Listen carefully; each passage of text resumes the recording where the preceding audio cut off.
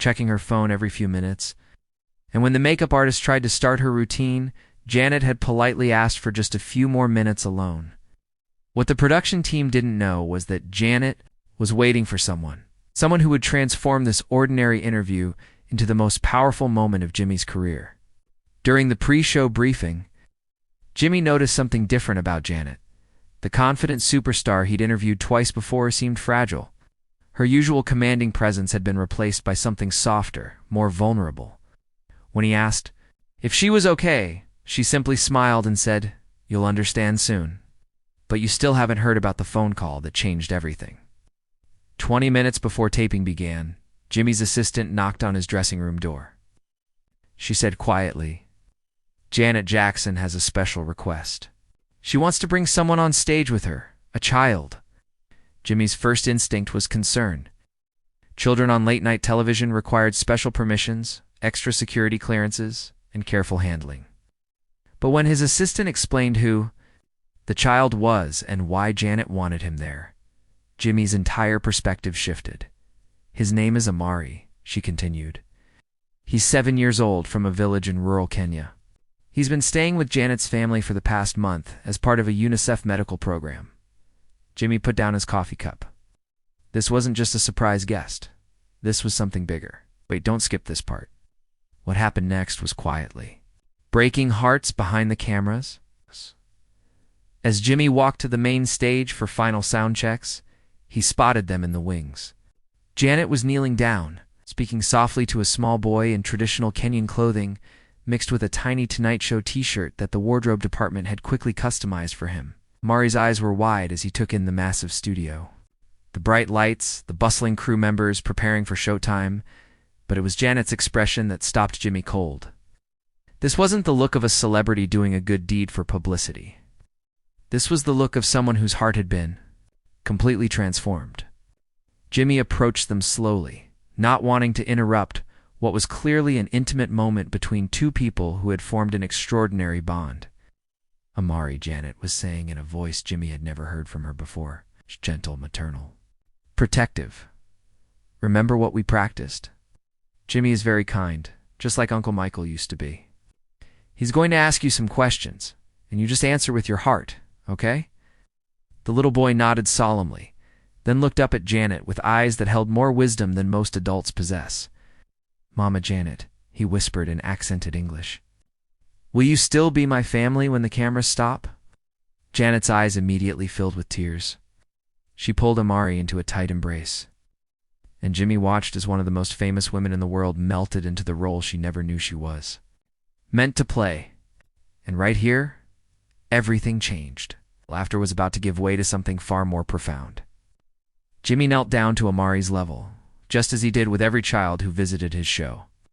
But this introduction felt different. This little boy had traveled thousands of miles, not for fame or publicity, but for something much more essential: survival. "Hi, buddy," Jimmy said softly, extending his hand. "I'm Jimmy. Janet told me you're very brave." Amari shook his hand with the serious dignity of someone who had already faced more challenges than most people encounter in a lifetime.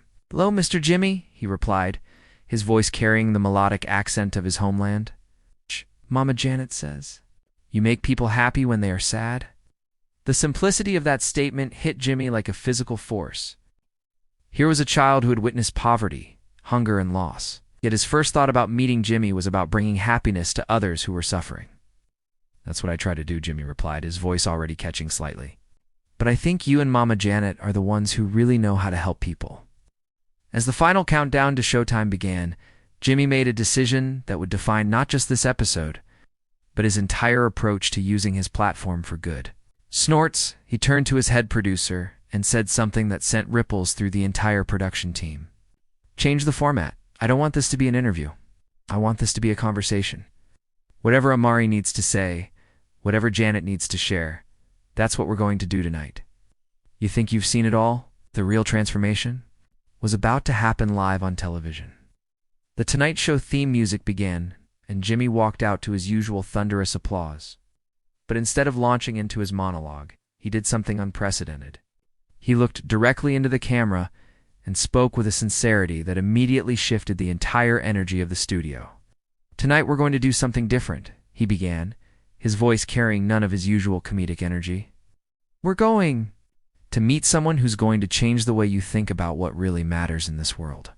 He gestured toward the wings and Janet Jackson emerged, not with her typical superstar confidence, but walking hand in hand with little Amari. The audience's applause shifted from excited to reverent as they took in the sight of this unlikely family unit. Janet sat in the guest chair, while Amari climbed onto her lap, completely comfortable and trusting. Jimmy abandoned his desk and pulled up a chair directly across from them, creating an intimate circle that made the massive studio feel like a living room conversation. Janet, Jimmy began, I know you're here to talk about your work with UNICEF, but I have a feeling there's a much more personal story here. Janet's hand instinctively moved to smooth Amari's hair, a gesture so natural, so maternal, that it was clear this relationship had developed far beyond any professional arrangement. Jimmy, she said, her voice already thick with emotion. 6 months ago, I thought I understood what it meant to help children in need. I thought writing checks and making appearances was enough. I thought I was making a difference. She paused, looking down at Amari, who was listening intently to every word. Then I met this little warrior, and he taught me that real love requires you to show up, not just with your money or your fame, but with your whole heart. But what shocked everyone wasn't what they said next. It was the question that came from the audience. A woman in the third row, visibly moved by what she was witnessing, stood up and called out, Amari, what did Janet teach you? The studio fell silent. This wasn't part of any script. Audience members rarely spoke during tapings, but something about this moment made normal rules seem irrelevant. Amari looked up at Janet, who nodded encouragingly, then turned to face the audience with a composure that seemed impossible for someone so young. Before Mama Janet, he said in his clear, melodic voice, I thought some people were just supposed to be hungry. I thought that's how God made the world. Some people have everything and some people have nothing. The studio was so quiet you could hear the air conditioning humming. Every person in that audience was hanging on every word from this 7-year-old boy who was about to teach them something profound about inequality and hope, but Mama Janet showed me that's not true. She showed me that when people have extra love, extra food, extra homes, they can share it. Not because they have to, but because love grows bigger when you give it away. Jimmy felt his throat tighten. In his years of hosting, he'd interviewed presidents, movie stars, and Nobel Prize winners. But he'd never heard wisdom this pure, this powerful. And then Amari said the 3 words that would change everything, I'm going home. The words hung in the air like a prayer and a heartbreak all at once. Oh! Jimmy's smile, which had been growing throughout Amari's speech, suddenly froze. Janet's breath caught audibly. The audience shifted uncomfortably, sensing that something significant was happening, but not understanding what. Home? Jimmy asked gently, though something in his voice suggested he already dreaded the answer. Amari nodded with the matter of fact. Acceptance that children show toward realities adults struggle to comprehend. The doctors say, I'm better now. My medicine worked, and I can go back to my village next week. I miss my grandmother and my friends who couldn't come to America. Jimmy looked at Janet, and in her eyes he saw the full truth of what this moment meant. This wasn't just the end of a medical treatment. This wasn't just a successful UNICEF mission. This was a mother about to say goodbye to her son. You still haven't heard the most powerful part. The revelation that changed how America thinks about international adoption. Janet's voice was barely above a whisper when she finally found the strength to speak. Jimmy, what I haven't told anyone? What I've been trying to figure out how to say is that Amari didn't just come here for medical treatment. He came into my life at a time when I thought my chance to be a mother had passed. She pulled Amari closer, and he wrapped his small arms around her neck with the instinctive comfort of a child who had found safety. I'm 57 years old. I've had an incredible career, but I always thought I'd missed my chance to experience the kind of love that changes you completely. Then this little boy walked into a UNICEF clinic in Nairobi, and he changed everything. Jimmy leaned forward, completely absorbed in what was clearly the most personal revelation Janet had ever shared publicly. The plan was always temporary. She, continued, tears now flowing freely. Bring him to America for treatment, get him healthy, send him home. But somewhere between teaching him to ride a bike in my backyard and reading him bedtime stories and watching him discover ice cream, her voice broke completely. Amari reached up and wiped her tears with his small hand, a gesture so tender that several audience members began crying openly. Somewhere in those moments, I fell in love with being his mother, and he fell in love with being my son. The studio was completely silent, except for the sound of tissues being pulled from purses and pockets throughout the audience. Jimmy's own eyes were now brimming with tears as he processed the magnitude of what Janet was sharing. This wasn't just a story about charity work or celebrity humanitarianism. This was a story about love that transcended race, culture, geography, and every conventional boundary that society creates.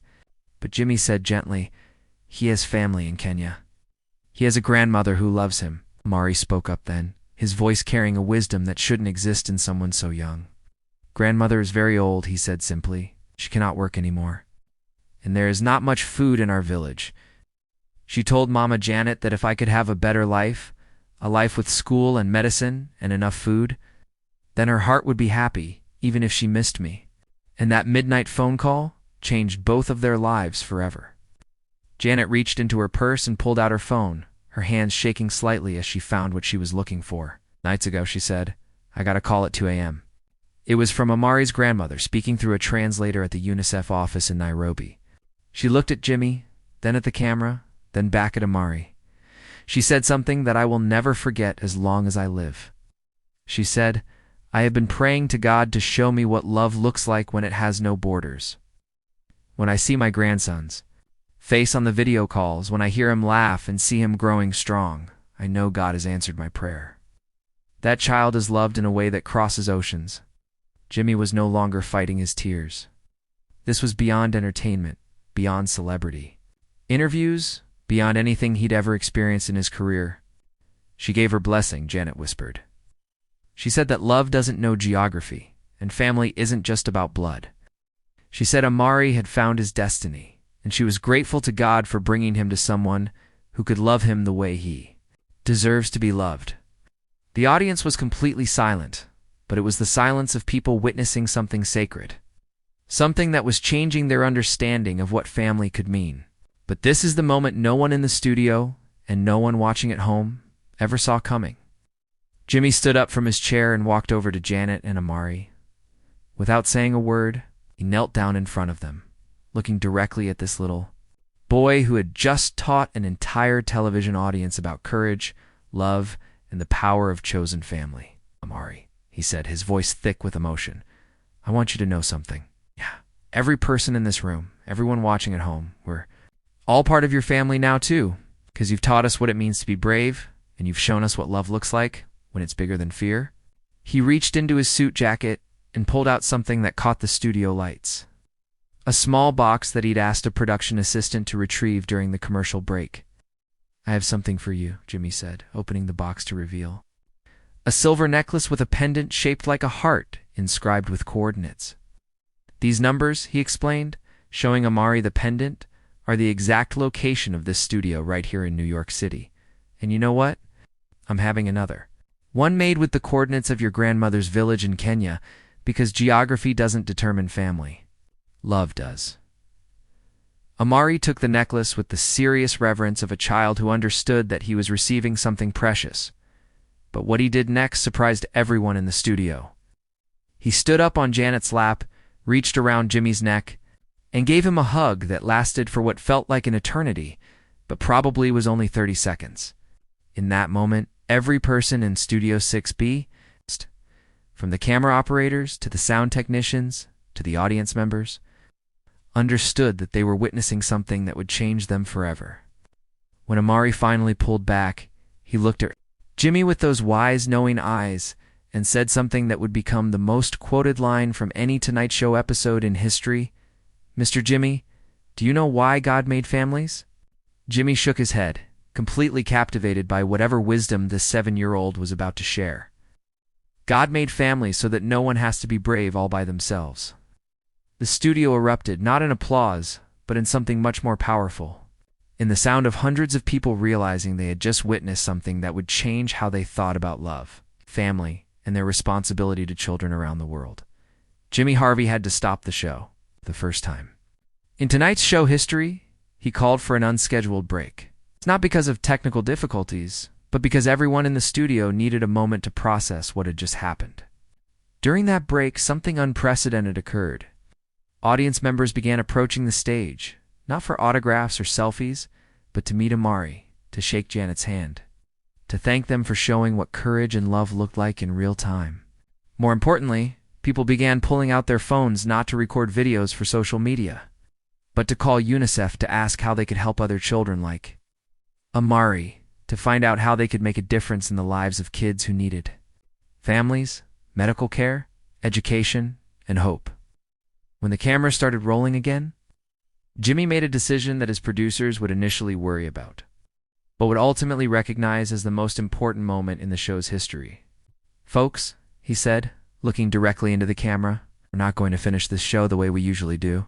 We're not going to play games or do comedy bits. Instead, we're going to do something more important." He gestured to Janet and Amari, who were still seated together, now joined by Jimmy, in what had become an impromptu family circle on live television.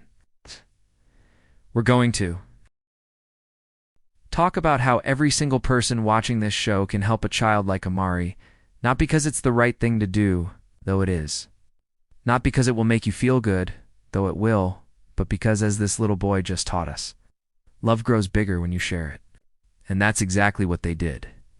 For the final 20 minutes of the show, Jimmy, Janet, and Amari talked about UNICEF's work, about international adoption, about the thousands of children around the world who needed medical care, education, and families. They shared concrete ways viewers could help, from monthly donations to volunteering to considering adoption themselves. But the most powerful moment came at the very end, when Jimmy asked Amari if he had anything he wanted to say to all the people watching. Amari looked into the camera with the same serious dignity he'd shown throughout the evening and spoke directly to millions of viewers with a message that would inspire a movement. "If you have extra love in your heart, there are children waiting for it. We don't need to look the same or speak the same language or live in the same country to be family.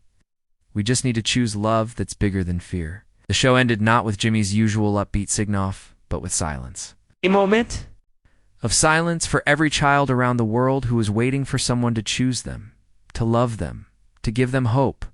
In the weeks that followed, tonight's show received more than 50,000 emails from viewers who had been moved to action by Amari's story. UNICEF reported a 300% increase in donations and volunteer applications, more significantly international. Adoption agencies across the country reported unprecedented interest from families inspired by Janet and Amari's story. But perhaps the most profound impact was on Jimmy himself. That night marked the beginning of his own journey into international humanitarian work. 6 months later, he would travel to Kenya with Janet and Amari to visit the village where Amari was born, to meet his grandmother, and to see firsthand the work that UNICEF was doing to support children and families.